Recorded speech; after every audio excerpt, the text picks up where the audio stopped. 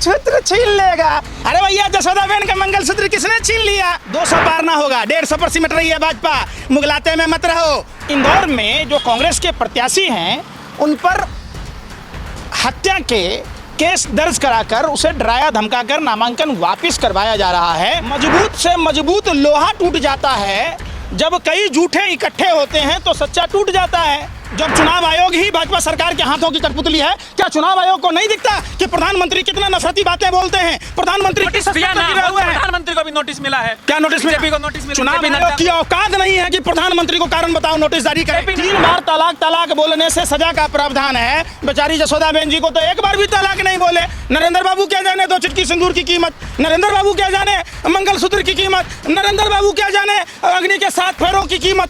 इंदौर ही नहीं, पूरे भारत से भाजपा का जाना तय है। 4 जून को गठबंधन, इंडिया गठबंधन की सरकार बन रही है। तो नमस्कार, मेरा नाम है अरुण और आप देख रहे हैं टाइम्स एक्सप्रेस। फिलहाल मेरे साथ जो है पंकज प्रकाश श्रीवास्तव जी हैं, इनसे बातचीत करेंगे। जिस तरीके से देखा गया कि इंदौर से जो है कांग्रेस पार्टी के जो प्रत्याशी है अक्षय, उन्होंने जो है अपना नामांकन वापस ले लिया है। कैसे देख रहे हैं पंकज जी ये जो नामांकन वापस हुआ है? अक्षय कांति बम जो कि कांग्रेस पार्टी के प्रत्याशी है, उन्होंने नामांकन वापस ले लिया है, कैसे देख रहे हैं? वो कह रहे हैं कि जो कांग्रेस की जो स्थानीय लीडरशिप है वो पैसा मांग रही है, इस तरह की आरोप जो है उनके जो नज़दीकी लोग हैं वो लगा रहे हैं। कैसे देख रहे हैं? ऐसा कुछ भी नहीं है। हाँ, उनके सहयोग नहीं कर रहे हैं इंदौर में, सुन ही नहीं रहे ना, स्थानीय नेता जो सुन नहीं रहे। सबसे बड़ी बीमारी यही है। चुनाव कांग्रेस ने घुटना टेक दिया, मानते हैं। सुन तो लो, ये सरकार जानी तय है भाजपा की, और भाजपा के लोग इतने डरे सहमे हैं कि साम दंड भेद की नीति को अपनाकर ये चुनाव किसी तरीके से भाजपा अपनी लाज बचाना चाहती है। बीजेपी तो पहले कह रही थी हम 8 लाख से जीत रहे हैं इंदौर को। शंकर लालवानी जो वहाँ से कैंडिडेट है उनकी तो जीत पहले से ही कह रहे थे, वो तो मजबूत गढ़ माना जाता है बीजेपी का। पहले भी बीजेपी लगातार जीतती रही है और पिछले चुनाव में भी सबसे बड़ी जीत बीजेपी को मिली थी, वो इंदौर से मिली थी। अच्छा, सारी बात अच्छा नहीं कह लोगे या हमें भी कहना? अच्छा नहीं, हाँ बोलिए। आप देखो चंडीगढ़ कांड, चंडीगढ़ में कैसे 36 में से 8 वोट बेईमानी करके वहाँ जनता के जनादेश का अनादर किया गया। सूरत कांड, उसके बाद गांधीनगर का कांड, उसके बाद इंदौर का कांड। इंदौर में जो कांग्रेस के प्रत्याशी हैं उन पर हत्या के केस दर्ज कराकर उसे डराया धमकाकर नामांकन वापस करवाया जा रहा है। चूंकि इस बार कांग्रेस के पास लड़ाकू कैंडिडेट नहीं है जो बीजेपी का सामना कर सके। हर आदमी लड़ने को तैयार है। आपने देश की आज़ादी में भी देखा होगा, गोरे अंग्रेजों से लड़ाई लड़ने वाले लोग, जो देश के क्रांतिकारी महाभारती के लाल पर गोरे अंग्रेजों ने झूठे मुकदमों में फंसा कर परेशान करती थी, उसमें सावरकर भी था जिसने माफ़ी मांग लिया। तो कई जो माफ़ी वीर हैं, इसका यह मतलब नहीं कि देश में क्रांतिवीर नहीं है। ये देश चुनाव लड़ रहा है, देश की आवाम लड़ रही है। 90 करोड़ मतदाता इस बार तय कर रही है कि भाजपा सरकार का विदाई तय है। कैसे आप देख रहे हैं? कैलाश विजयवर्गीय के साथ उनका एक फोटो भी सामने आया है अक्षय कांति बम का। अब बात नहीं समझे, फोटो तो कब आता है? अब जब उस पर हत्या का बीजेपी ज्वाइन करने वाले हैं, ये बात यार ज्वाइन क्यों नहीं करेगा? जब आप उसको झूठे मुकदमे में फंसाओगे, डराओगे, सहमाओगे, सीबीआई भेजोगे, ईडी भेजोगे, इनकम टैक्स भेजोगे, स्थानीय पुलिस भेजोगे, तो कोई भी आदमी लगा हुआ है। अरे सुन तो लीजिए, मजबूत से मजबूत लोहा टूट जाता है, जब कई झूठे इकट्ठे होते हैं तो सच्चा टूट जाता है। सीधी सी बात है। अब आप एक बात बताइए, एच.डी. देवेगौड़ा साहब कर्नाटक में उनके पोते जो चुनाव लड़ रहे, उनका क्या स्थिति है? कभी आपने उस पर चर्चा की? क्यों नहीं की? ये कौन है आप ही बताइए? ये कौन है जिसके पक्ष में प्रधानमंत्री जी प्रचार कर रहे हैं?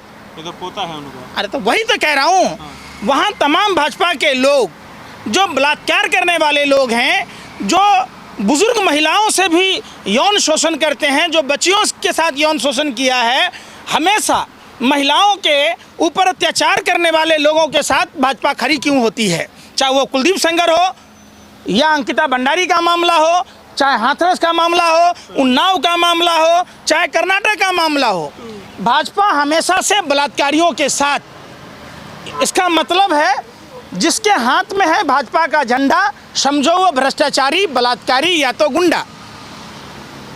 अब आप ये बताइए, ठीक है, इंदौर में क्या होगा? बीजेपी जीत गई मान लीजिए, फिर वही बात, चुनाव आयोग को समय देना चाहिए, दूसरी प्रत्याशी उतारा जाएगा। ये सब मैच फिक्स करने की कोशिश कर रहे हैं। प्रत्याशी तो सब ऐसा थोड़ी ना है, कांग्रेस पार्टी है, प्रत्याशी ने नामांकन वापस ले लिया तो बाकी कैंडिडेट है जो निर्दलीय लड़ रहे हैं दूसरी पार्टी से, उनके बीच में मुकाबला होगा। निश्चित तौर पर मुकाबला होगा और पूरे देश से भाजपा का सफाया तय है।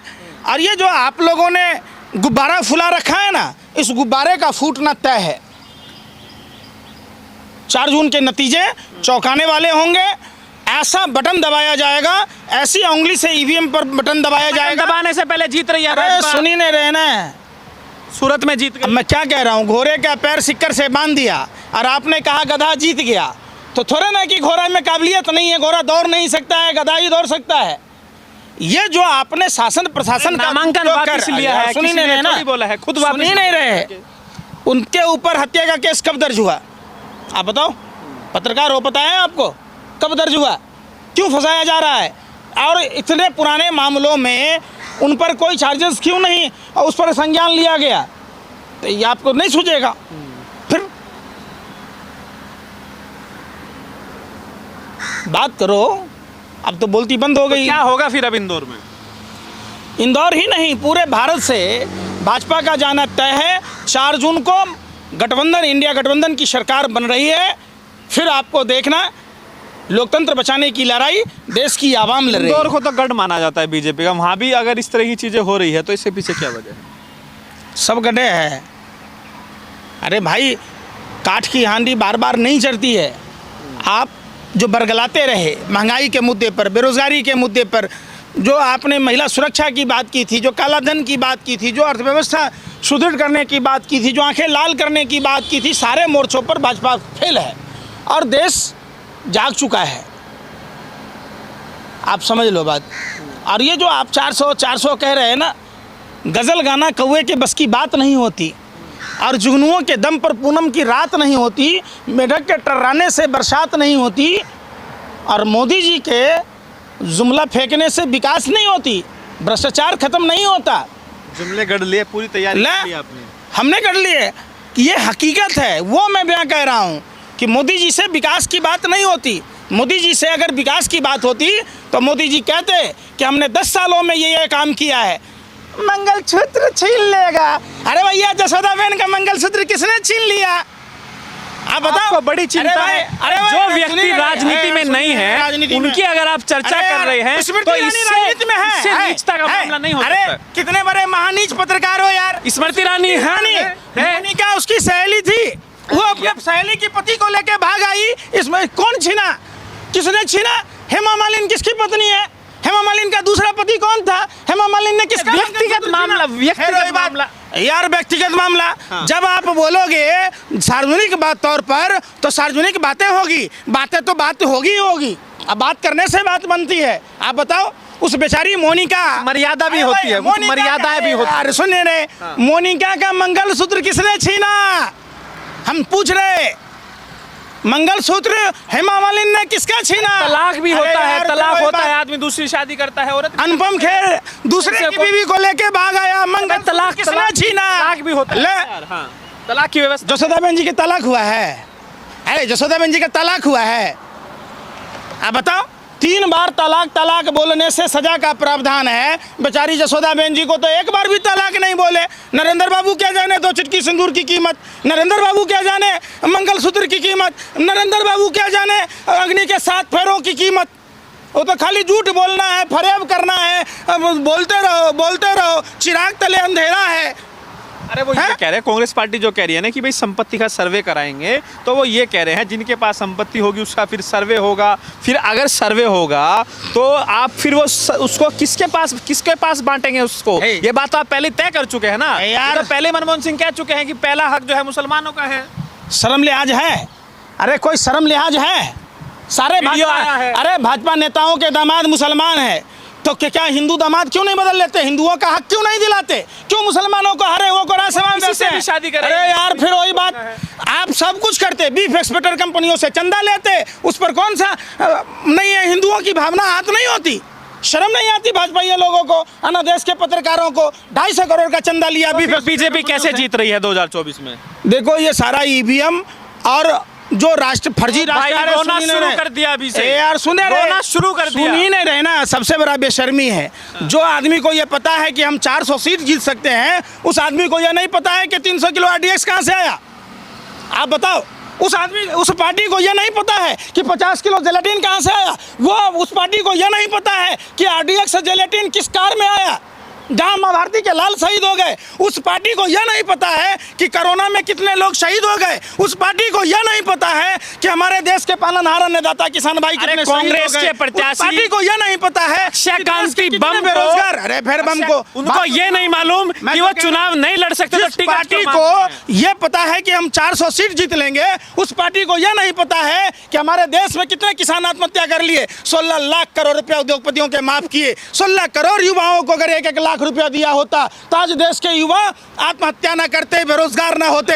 अगर 16 लाख करोड़ रुपए में जिन उद्योगपतियों के माफ किए, 16 करोड़ किसानों को अगर कर्जा माफ किया होता तो आज उनके ऊपर कर्ज ना होता, अनगिनत आत्महत्याएं ना होती। अगर उस 16 लाख करोड़ रुपए से, अरे सुन नहीं रहे, 3 साल सेना का खर्चा उठाया जा सकता था। उस 16 लाख करोड़ रुपया, ये महंगाई बढ़ रहा है हाथी के समान भाजपा के शासन में। ये पूंजीपतियों के साथी पूंजीपतियों के माफ कर दिए। उस 16 लाख करोड़ रुपया में 400 रुपया में सिलेंडर 20 साल तक भारत की महिलाओं को दी जा सकती थी, आंसू पोंछे जा सकते थे। हो क्या बस पंकज जी रुक जाओ। कांग्रेस पार्टी को ये पता क्यों नहीं चल पा रहा है कौन सा कैंडिडेट चुनाव लड़ सकता है और कौन सा घुटने टेक सकता है। उसको अब तक ये मालूम नहीं चल रहा है कि जो आप जिन लोगों को छोड़ रहे हैं, जो आपके सैनिक है लड़ने के लिए जा रहे हैं, उनको ये मालूम नहीं है कि ये लड़ने लायक है कि नहीं है। सबको सब पता है। अब जब किसी को आपने बिल्कुल गन पॉइंट पर ले लिया तो आपसे जो कहेगा वो करोगे। आप देखो ना कि वहाँ शासन प्रशासन के द्वारा कितना हाईजैक किया जा रहा है किसी संहिता लगी हुई है। अरे यार सुनने रहे, आचार संहिता आचार संहिता आयोग के हाथ में है सब कुछ। सरकार कौन सा चुनाव आयोग? जब चुनाव आयोग ही भाजपा सरकार के हाथों की कठपुतली है, क्या चुनाव आयोग को नहीं दिखता कि प्रधानमंत्री कितना नफरती बातें बोलते हैं? प्रधानमंत्री नोटिस दिया ना, प्रधानमंत्री को भी नोटिस मिला है। क्या नोटिस मिला? बीजेपी को नोटिस मिला। चुनाव आयोग की औकात नहीं है कि प्रधानमंत्री को कारण बताओ नोटिस जारी करे। चुनाव आयोग क्या मीडिया के किसी कर्मियों को औकात नहीं है। छठी रात का दूध याद आ जाएगा। प्रधानमंत्री को चुनावी सभाओं पर रोक लगा देनी चाहिए। प्रधानमंत्री देश में वैमनस्यता फैला रहे, प्रधानमंत्री देश में नफरत फैला रहे, प्रधानमंत्री झूठा आरोप करते रहते, झूठ प्रचार कर रहे, और प्रधानमंत्री कह रहे हैं आप प्रधानमंत्री के और अमित शाह का खुला जो गुंडाई चल रहा है, जिस तरीके से जहरीले बयान दिए जा रहे हैं, देश को तोड़ने की कोशिश की जा रही है। नोटिस दिया तो है, बीजेपी को नोटिस मिला है। किसको नोटिस मिला भाई? जो पार्टी के अध्यक्ष है, जो मुखिया है, उसको खेत खाई बकरी मार खाई जोल्हा। बोला गलती काम कर रहा है प्रधानमंत्री, गलती कर रहा है अमित शाह, और सजा मिले जेपी नड्डा को। सुनिए ना बेचारा जेपी नड्डा फंस गया बेचारा है। नड्डा का चड्डा गीला कर दिया चुनाव आयोग ने। अरे गीला करना है प्रधानमंत्री से बोलो, जिस प्रधानमंत्री ने नफरत भरी बातें बोलता है। क्या है, प्रधानमंत्री मोदी जी जो है आज वो बीजेपी के स्टार प्रचारक है, उन्होंने बयान दिया है तो पार्टी का अध्यक्ष हो जाएगा ना। फिर वही वाली बात, एक बात बताओ, घर में आप रहते हो, राहुल गांधी का बयान पे जो नोटिस आया है वो भी पार्टी अध्यक्ष हो गया। सुन तो लो, सुन लो पहले बात धीरज से। आपके परिवार में कितने लोग हैं? आप अगर किसी की हत्या करते हैं तो क्या आपके पिताजी को फांसी लगनी चाहिए कि आपको लगेगी? जब गलती प्रधानमंत्री ने की तो प्रधानमंत्री को, चुनाव आयोग को सजा देनी चाहिए। प्रधानमंत्री को प्रचार पर रोक लगानी चाहिए। पार्टी मुखिया को गया है भाई। फिर वही बात, हाँ, घर का मुखिया आपके पिताजी मल्लिकार्जुन खड़गे को, मैं क्या राहुल गांधी को लेकर जो बयान नोटिस आया है वो खड़गे। मीडिया कर्मी देश को बेवकूफ मत बनाओ। गलती जिसकी सजा उसको मिलनी चाहिए। गलती प्रधानमंत्री की, गलती अमित शाह जी की, सजा प्रधानमंत्री को, गृह मंत्री को मिलना चाहिए, ना कि जेपी नड्डा को। दोनों नोटिस गया, गलत गया जेपी नड्डा को। इलेक्शन कमीशन कार्रवाई करे तब भी आप सवाल उठाते हैं। अरे यार सब कोई कार्रवाई नहीं है, खाना पूर्ति है। ये सब ड्रामेबाजी देश समझ चुका है, इसलिए देश की जनता तटस्थ है। चुनाव में 400 पार होना है। क्या 400 पार? 200 पार ना होगा, 150 पर सिमट रही है भाजपा। मुगलाते में मत रहो और थोड़ा सा ढंग से काम कर लो, ढंग से काम कर लो, ईमानदारी से। नहीं तो श्रीलंका जैसी दवाई पत्रकारों की भी होनी है, अंधभक्त पत्रकारों की, जो फर्जी खबरें दिखाते हैं, जो झूठा प्रोपेगेंडा भाजपा के पक्ष में चलाते हैं। आप क्या खा रहे हैं, आप क्या कर रहे हैं? सिर्फ भाजपा का प्रचार ही 24 घंटा टीवी चैनलों पर चलता है। किसी टीवी चैनल वालों की औकात है कि बगल के उत्तर प्रदेश में जाके पूछे कि दिल्ली में बिजली का रेट क्या है, उत्तर प्रदेश में क्या है, उत्तर प्रदेश में 18,000 लोगों पर एक डॉक्टर क्यों है, वहाँ पुलिसकर्मी कम क्यों हैं, वहाँ FIR दर्ज तक क्यों नहीं होते? नहीं पूछोगे। वहाँ उतना जो सरकार में बैठे हुए गुंडा मवाली हैं उन पर कार्रवाई क्यों ना होती, उनके घरों पर बुलडोजर क्यों ना चलते? ये तो सवाल ही नहीं पूछ